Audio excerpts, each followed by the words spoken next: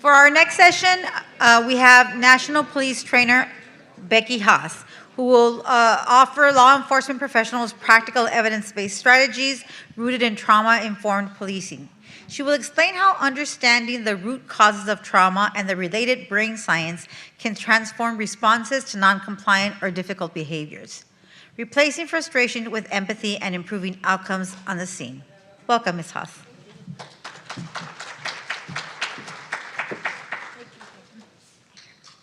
Okay, thank you. Thank you. It's good to be here today. I would have just come for everything I've already learned. What a great conference. So I'm from Tennessee, so I may break out and y'all come back now or Rocky Top or something, but it's really great to be here, and I hope you'll see in this time together, I think really what we're seeing in this whole conference so far today is how that a lot of times in any profession, but specifically in the justice profession, we really need to lean more into our mental health services.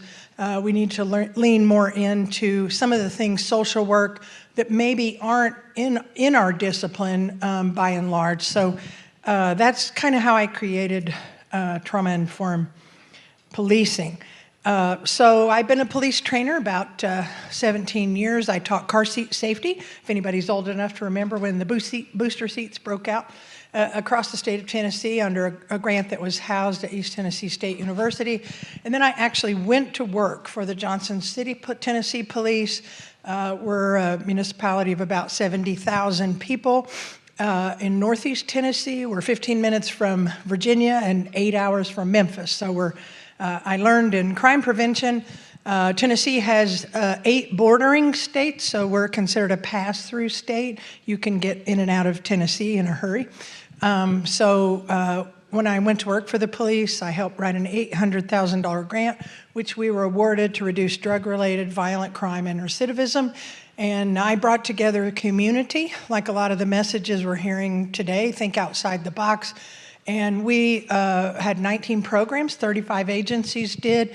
We reduced crime by 40% in one neighborhood, and we created a first reporting center in Tennessee that cut recidivism for graduates, felony offender with addiction, from 48 to 21%. And we won an award from President Obama in 2014 for one of the outstanding criminal justice programs of the year. I'm also a police mother. My youngest son is a Tennessee State police officer.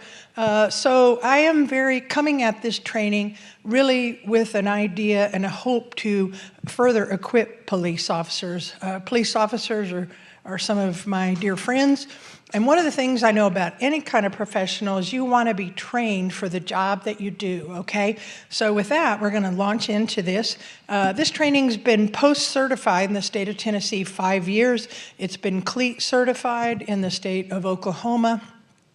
And it's been evaluated twice as effective for officers to feel that it's relevant to their job, and they have some strategies to go right back to work to do. So what you're going to hear in this 45-minute workshop is really an overview of the 3.5-hour training. I also have Train the Trainer and a leadership module. So what we're going to talk about in our time together today is why should law enforcement learn about trauma, effects of trauma, understanding the adverse childhood experiences study, the overview of 3 types of trauma that officers encounter, and practical strategies and new skills. So why should law enforcement learn about trauma? This training is about how being trauma-informed really improves criminal justice outcomes. It's not a program about the treatment of trauma. I've heard from many individuals today in sessions I've sat in about the treatment of trauma, and that's important, but bear with me here a minute because I'm kind of a storyteller, and sometimes when we talk about trauma, it could be some of our own stories. So if we get to something and maybe it's a little too close to home, feel free to get out there and grab another cookie or something, but take care of you.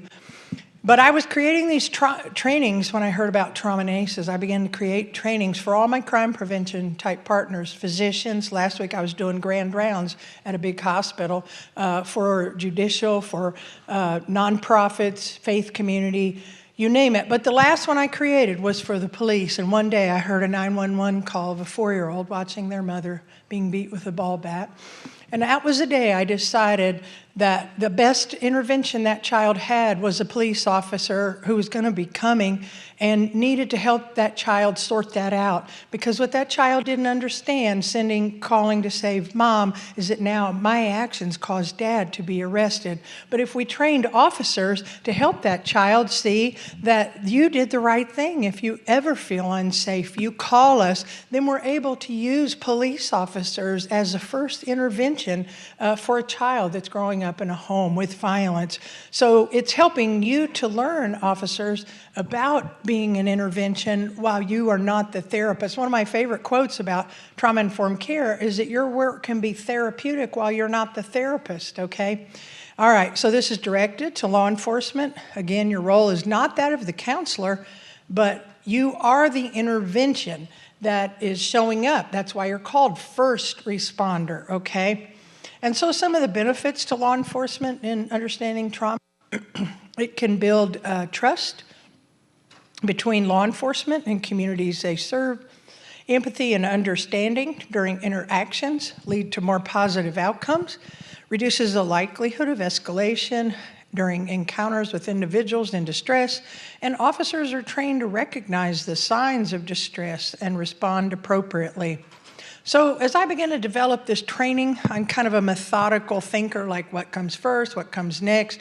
And honestly, as a community member, I was surprised what police work involved. And when I went to work for the police in 2012 as the director of this crime prevention program, I did many ride-alongs, particularly at night, into my high-crime neighborhoods. My husband was worried he was losing me to the night shift, but I wanted to see my community, those neighborhoods, particularly at night. And I was surprised to learn that a large percentage of police work is social work.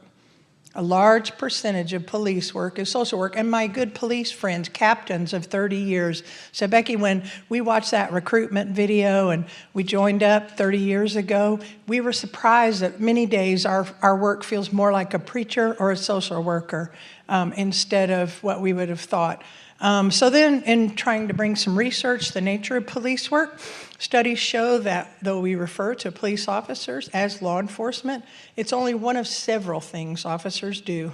Officers are called upon to be social workers, conflict mediators, traffic directors, mental health counselors, report writers, neighborhood patrollers, all in the span of a single day. A New York Times article in 2020 that reviewed data for 20 police agencies, high crime, high violent, Baltimore, New Orleans, high violent cities, showed that an average percent of an officer's daily time was only 1% around violent calls for service. And then when we flip that around and look at officer training, a 2016 national study of 135 recruits across 664 academies found on average of the 840 academy hours, the high percentage of officer training was use of force, noncompliance, restraint, a lot of high liability items, which is certainly due diligence to train officers in, but the things that officers do, a large percent of their job barely made the subset of data of what officers were trained on: homelessness, substance use, and trauma.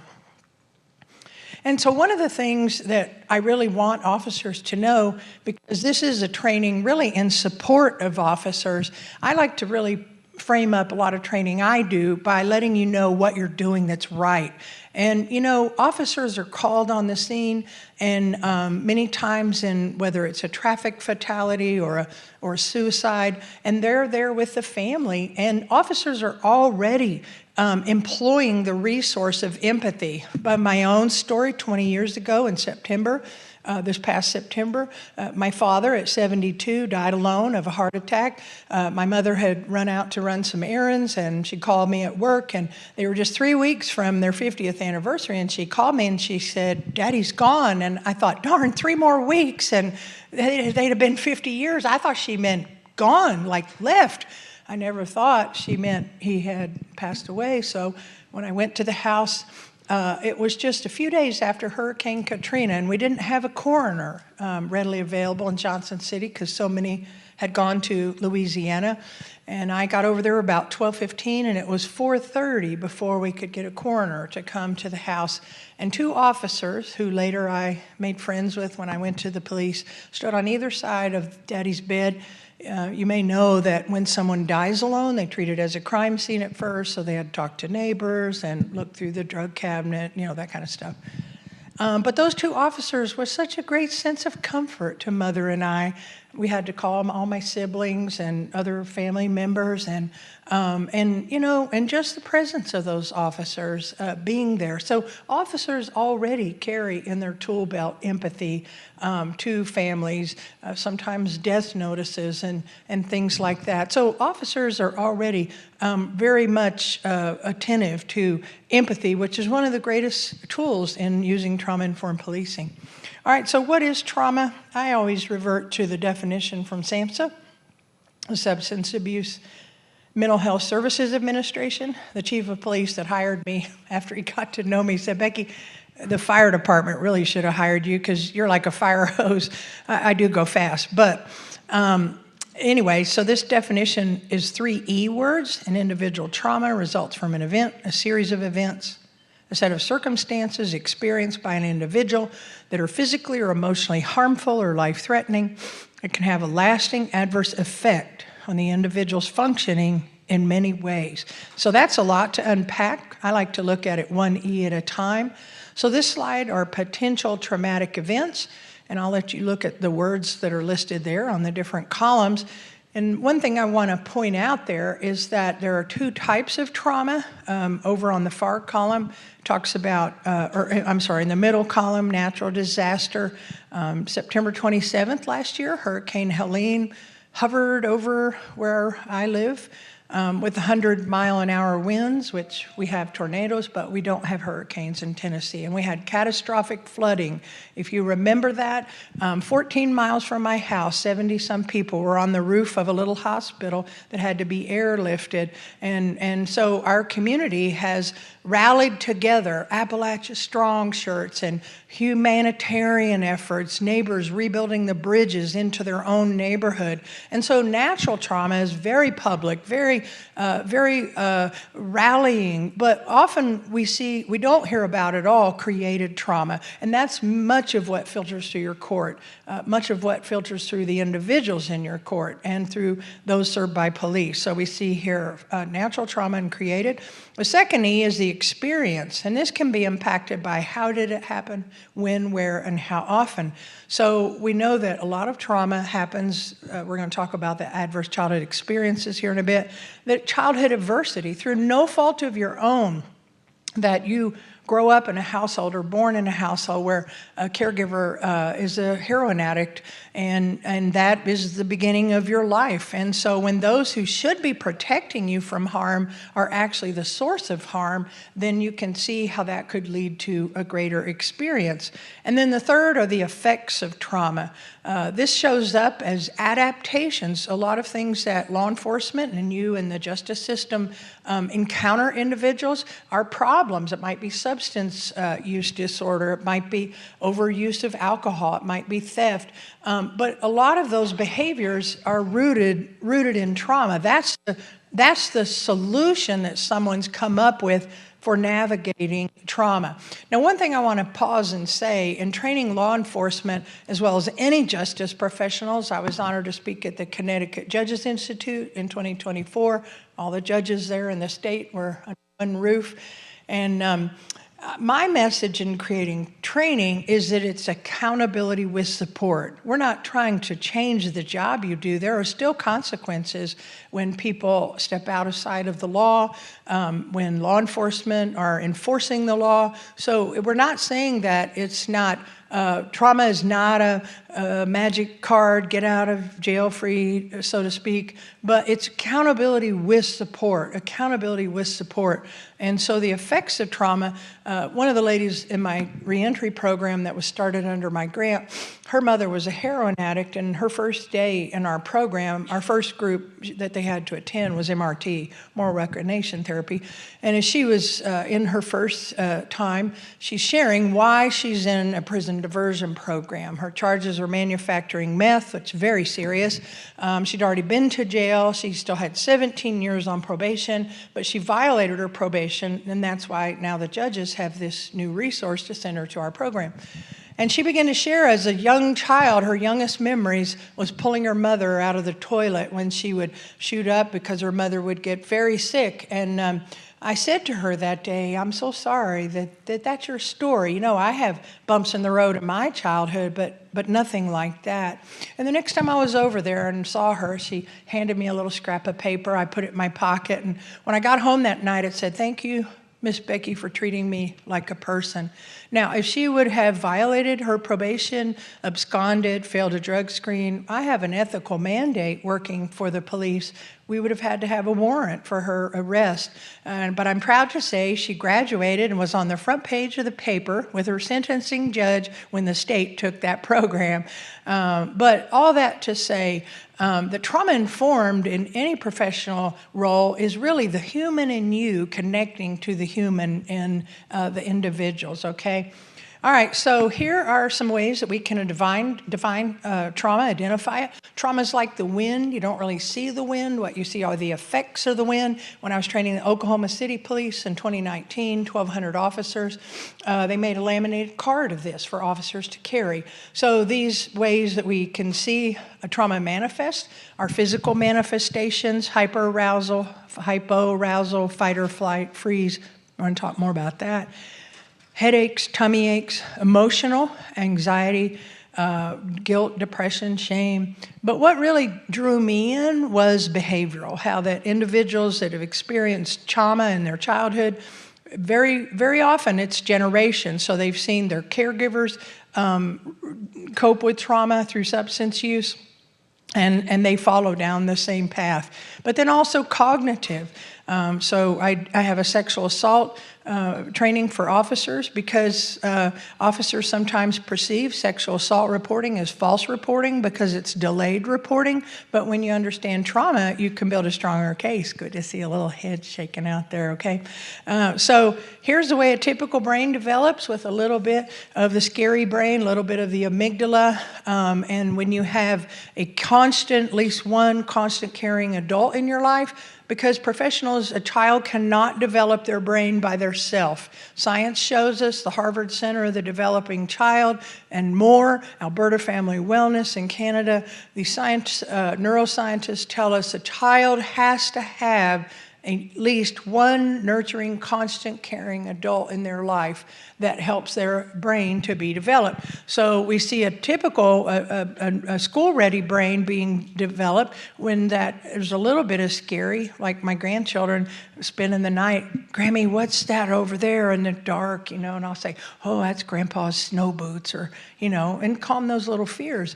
And so the brain is developing now in a school-ready fashion. But we have children that are growing up, locked in their closets. I could tell you stories the rest of the day, and you could too, of children as young as 3 and 4, the mama sacrificing them to the man for her next drugs, for sexual favors as a little child. And this little child is not developing their school brain. And what our teachers have not known before, but they're catching up. I trained teachers too. I trained 150 school psychologists in San Antonio a few years ago. But we have these two children sitting side by side, and the teachers haven't known anything about the fact they don't come with the same brain development. So the other part of the brain that's real important for this is the amygdala, a tiny little gland in the base of the brain. And that's the part of the brain that helps you to survive when you feel overwhelmed or your life is threatened. And so I really like all my presentations to have the best evidence-based practices in science. So I like to use the hand model from Dr. Dan Siegel and Dr. Tina Bryson. And so I'm a product of the 70s. So this is your brain on drugs. You remember the little egg, you know? I'm not sure it worked. Anyway, remember that, you know? But here's the brain. So these 4 fingers are the upstairs brain or the cortex. And this is the amygdala, the survival brain, the downstairs. So while you're in this workshop, this is the way your brain looks. But if all of a sudden there's a loud noise and we're told we have to evacuate, maybe a fire or something, the literature calls this flipping your lid. So I'm going to give you 3 words with this, and I want you to think about what I just tell you about the brain. So this is cortex, this is upstairs, this is calm, this is amygdala, this is downstairs, this is chaos. So when you see chaos, you ever see chaotic behavior in your work? Yeah. When you see chaos, where's someone at in their brain? Up or down? Down. When you see chaos, don't join the chaos. Share your calm. A good friend of mine's an anesthesiologist, and we were talking about this the other day. And he was saying that they had a young patient the other day that had coded in the OR where he was an anesthesiologist. And he said, Becky, I know just what you're talking about. And he said, I didn't really know what it was called, but here's what I do. I start calling out loud in those high emotional situations in the OR. I at the numbers on the machine, blood pressure, this, He said, I become like a choir director, and what's my little anesthesiologist friend doing? He's calming. Because professionals, if you join the chaos, guess what you did? You just waved goodbye to all your training, and we're not going to be able to regulate a situation. Now, thanks to Dr. Bruce Perry's neurosequential therapy model, who would probably freak out, I do serve on a committee with Dr. Perry, I call it the brain elevator.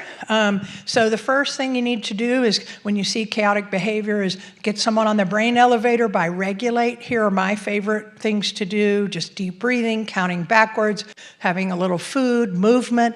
And because you're not going to be able to reason, you're not going to be able as an officer to interview or take a statement until you're able to regulate that individual. So first thing we want to do is regulate. The second part of the brain we're moving through, the second floor is relate. And when I train teachers, I say that you need to do a strength inventory. Just go to Dollar General and get a cheap paper plate, divide it into sections, find out, do they have a pet? Do grandma? What do they play sports? And when you're passing through the second level of the brain, just pull out, hey, how's Sparky doing today? Somehow just connect in a human way. But law enforcement, much of the time, doesn't have the privilege of that. So here's what I say to do. Just use a validating statement. I see you're having a hard time today. Or I'm sorry that we're in this today together, or something like that. Just you need to have that human side connect to move through the relate. And now we're up on the top floor. Ding, ding, ding. All right, I come with sound effects. So now we can begin to problem solve. So here's what this looked like in law enforcement world. We see, particularly the young man on the top there, look at the face of that officer. See, that officer is in the upstairs part of his brain. He's in the calm. So when you see when you see chaos, don't join the chaos, share your calm. So if that officer's face was to look like that young man's, what would he have done? He would have joined the chaos. Okay, so then understanding the Adverse Childhood Experiences Study was done in the late 90s. I'd say most in this room have heard of it. Dr. Vincent Folletti, Dr. Rob Anda. And what these two doctors found was that your childhood adversity, which happens through no fault of your own, where I could be you, you could be me. I could have a pretty cool cowboy hat when I go back to the airport. I may just buy one, but I see more Texans. I don't go to a lot of airports, and I see those hats. I know I'm headed to Texas when I see those hats. But, because we don't pick where we start in life. And so what the doctors did was created 10-question survey, 5 things. Did you see this in your home before age 18? 5 things did this happen to you? And the 10 questions, they follow under 3 categories: abuse, neglect, household dysfunction. And they never expected to uncover what they did. And then on the other side, that's what they uncovered, is how it impacts behavior, physical, mental health. So when we see the individuals score yes to 4 or more on the ACEs, here's what the doctors learned. More likely to experience anxiety, chronic depression, illicit drug use, more problematic alcohol use, go to prison, experience violence as an adult, attempted suicide, and 1,350 times more likely to face opioid abuse. So here's the thing. Law enforcement, you are old hat at using science to enhance public safety. Things like DNA, fingerprints, rape kits, blood alcohol. You know what? Law enforcement, ACEs is science. ACEs is science, okay? So once trained, law enforcement can use this science to improve public safety as well. And I study a lot of trends. I know people. If I see somebody in justice writing an article or implementing a program, I usually reach out. Chief Gorley from the Oklahoma City Police, he's now retired. We co-authored an article on trauma-informed policing that made the International Chiefs magazine in October of 2021. If you want to email me, I can send you that article. It's called Increasing Empathy Through Trauma-Informed Policing. But Chief Chris Lusner just retired from New Jersey Police. And he's a real advocate for understanding, law enforcement understanding the root of ACEs in the lives of those in the justice system. Judge Sheila Calloway, she's in my own state, quite a rock star. I interviewed her a while back. And she said, Becky, understanding ACEs, we're not going soft on crime. We're really now starting to understand crime. We're becoming smart on crime. And then Rob Reed, he's in the Deputy Attorney General's office in the state of Pennsylvania. Last year, Rob sent me a 150-page document of Pennsylvania working to become trauma-informed throughout the justice system. All right, so let's look at the prevalence of trauma in those that are justice involved. 98% of female offenders, 98, that's almost everyone, have experienced trauma. 75, what? Put it back in there? Put it back. Okay, sure. I could kind of hear it, but I didn't know. Okay, that going to be better? All right, here we go. Thank you. 75% of adults in substance abuse treatment report histories of trauma. 93% of homeless mothers have lifetime of histories of trauma. In 2013, the American Journal of Public Health said homeless individuals have the highest ACE score of any population. 70% of adults in the U.S. have experienced some type of traumatic event in their life, and those seeking public behavioral health services, over 90% have experienced trauma. What about trauma in youth? 70% of children in youth and foster care have experienced at least 2 types of trauma. 85% of children in Head Start, I'm our Tennessee State Head Start keynote here in a few weeks in Chattanooga. Head Start kids have experienced trauma. 72% of youth run away and are homeless report being exposed to trauma. 90% of youth involved in juvenile justice have been exposed to at least one traumatic event. 68% of youth will be exposed to violence before graduating high school. So as a training developer, pretty much my whole career, when I began to lay this out, I looked around what police were doing, and I decided to develop a course that would look at addressing trauma in 3 ways that law enforcement encounter it, and that is trauma on scene, trauma in the community trauma, and then officer trauma. So again, this is just a real high-level view of the 3.5-hour training. So reducing trauma on scene, a trauma-informed organization, including a police department, does these 4 things. Number 1, realize the widespread impact of trauma and understand there's paths for recovery. Number 2, we learn to recognize the signs and symptoms of trauma in those involved in the justice system. But my greatest passion is, what do we do with number 3? How are we going to respond? How are we going to respond? Are we going to begin to take this into practice, into our policies? See, policies outlast people, and we really need to take these topics beyond training and take them to our academies. And really, Chief Gorley of Oklahoma City, who was there over 30 years, said to me, Becky, we need to get this in the academy. This is his words, while officers are still moldable. I did not say that, he said that. And so it's very important that we look at what are ways that we can begin to respond, and then how our programs don't re-traumatize. All right, this is a little 2-minute video from the Vera Institute. Detective Love Craighead is she's a victim of co-homicide. Her brother was murdered, and she gives 3 wonderful tenets of using a trauma-informed approach on scene. My name is Altavice Love Craighead. I'm a commander with the local police department, and I am a co-victim of homicide. So trauma-informed policing is an organization creating policies that discuss trauma, the effects of trauma, and what trauma looks like, and it ensures that officers do not re-traumatize victims. Imagine this: I encounter you, and you've been a victim of a crime, and I see you acting out. You're yelling, you're screaming, you're belligerent to me, who I've just come to help you. And if I don't take a step back, and everybody's not perfect, because there's been times where I've said, I just came to help. Why is she yelling at me? But if I don't take a step back and think about what's going on, then I can't help you, and we go nowhere. But if I can step back a little bit further and think about what experiences you may have had that brought us to this day, then I can better support you and give you services to help you, which could stop the behavior. And a lot of the behavior can lead to more criminal activity. Think of retaliation. If you're angry because you were a victim of a crime and you want to get back at the person that did this to you, and in your moment of emotion, you take off and you want to do this.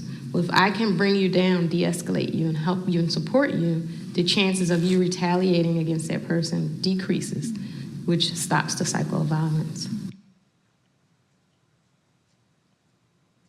So safety and security is just ensuring that the victim feels safe after the incident occurred. So if you had your house burglarized and your door was kicked in, I'd make sure I help you secure your door, or find a way to get it secured.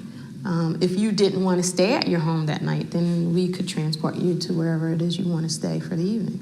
Ventilation and validation is just an opportunity for you to speak about what happened to you without me judging you in any way. I just listen and let you speak about how you feel and about what had happened to you and how that made you feel. And then preparation and prediction is about explaining the whole criminal justice process. So from this point on, your house is burglarized. Here's what we're going to do next. I'm going to need you to go speak to the detectives. Eventually, if someone's arrested, I'm going to need you to go to court.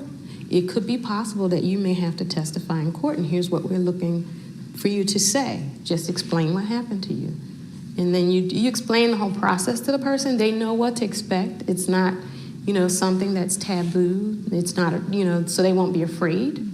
And it helps move them forward to show that there is an end to this whole incident, and it gives them hope.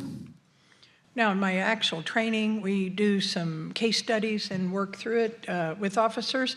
But basically, the wonderful tenets of trauma-informed policing, which really could be used in almost any kind of response call that officers make: safety and security, restoring a sense of safety, whatever is involved in that call, validation and ventilation. As I mentioned earlier, the officers often have a high perception. Sexual assault reporting is false reporting when FBI crime data suggests it's only 2 to 8%.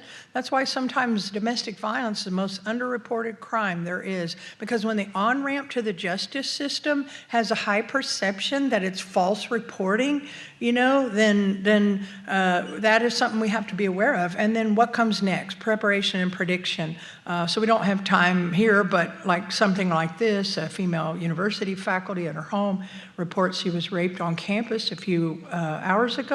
And so we walk with officers through a case study, several of these, some in minor child, and how would we apply safety and security, validation, ventilation, preparation, prediction.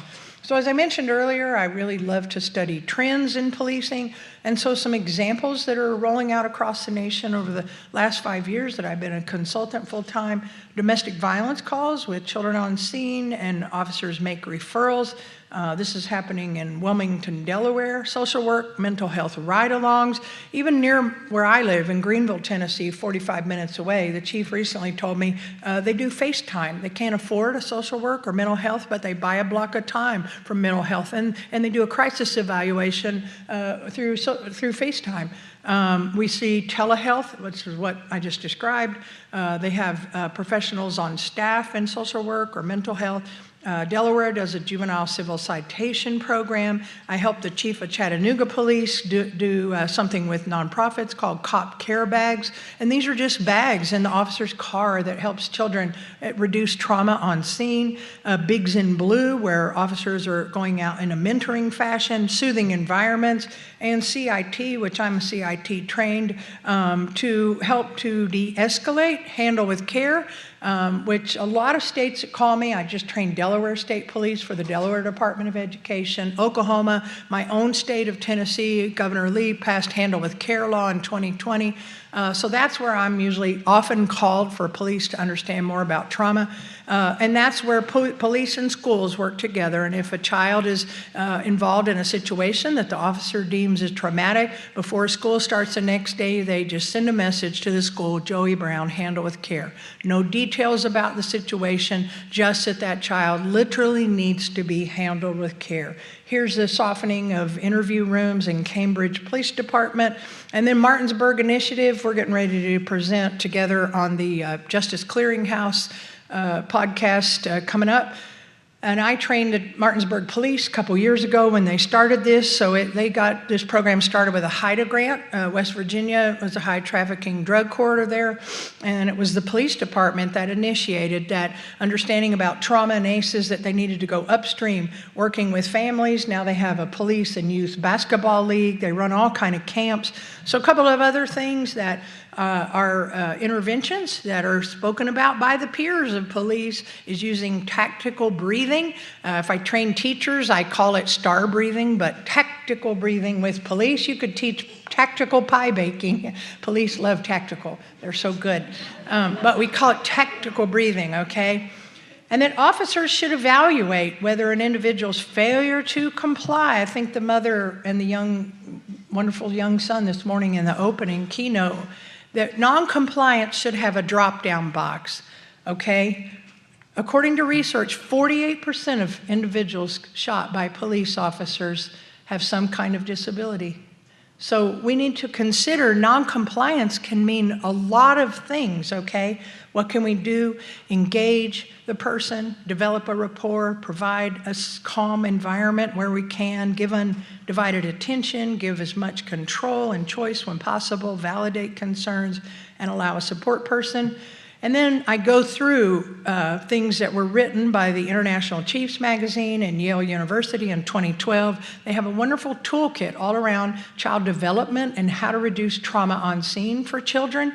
I also go through domestic violence and officers responding to calls where children are present. There are some key messages that officers can bring to those children in those calls. They're all affected, but you might have children that are watching television because they're numb to it. They see it all the time. Or you might have a young child hiding in a back bedroom under a blanket. But children are going to have range of emotions all over the place. But one thing that's important is you matter as law enforcement when you show up, and you can help bring that into focus.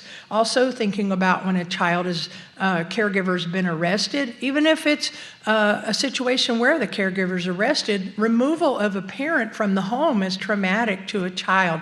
So we give officers some training and tips that have been developed by your peers, and what are best practices. Again, the training, the longer training in itself, we go through skill drill. How would you help de-escalate a 7-year-old that was in a car crash?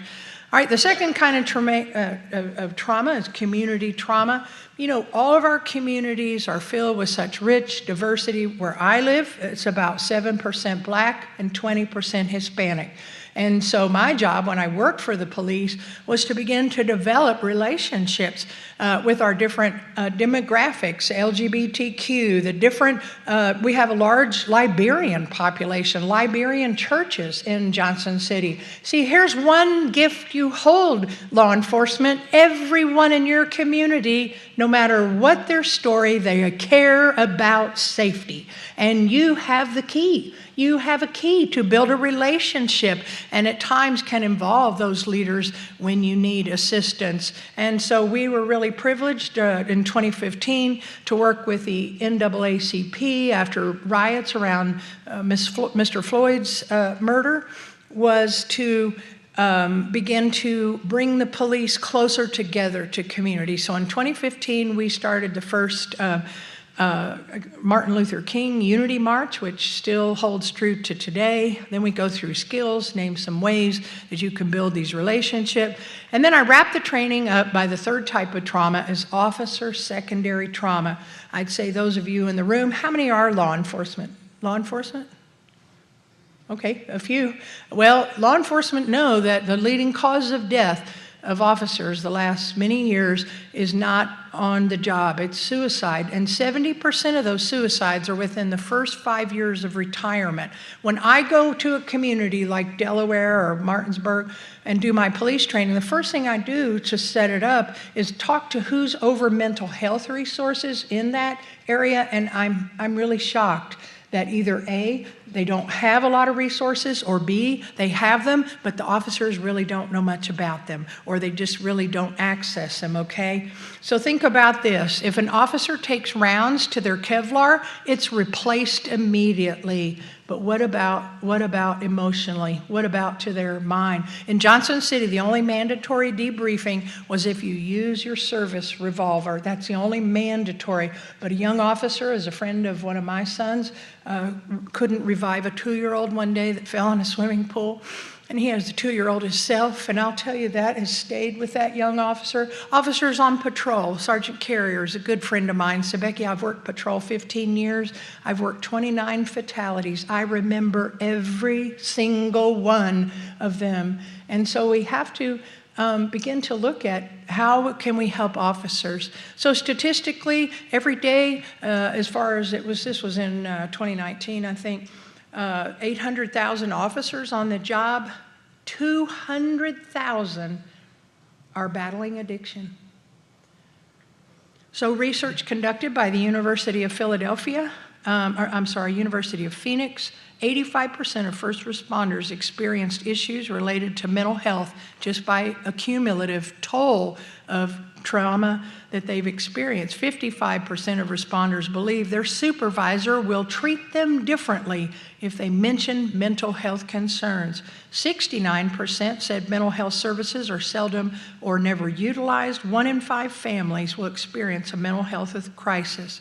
So what can leadership do? Research also shows that first responders will be more open to getting help if those around them are willing to discuss mental health. If a leader in the police department spoke about their own experience, 71% of officers said they would be encouraged to seek professional help. And then peers have even greater influence. 83% of first responders say if a close colleague, family, or friend spoke up, they would be encouraged to seek help. So I recommend the Professional Quality of Life Scale, the ProQual. It's free, non-medical, non-psychological tests. You can go online, Google it, 30 questions, yes, no, and it scores for 3 things: compassion satisfaction, compassion fatigue, burnout, and secondary trauma. Some of the red flags, it's 6 weeks and you're still stuck on that particular call. You don't have trouble, you're having trouble functioning at home, nightmares, flashbacks, difficult time connecting with others, experiencing suicidal thoughts.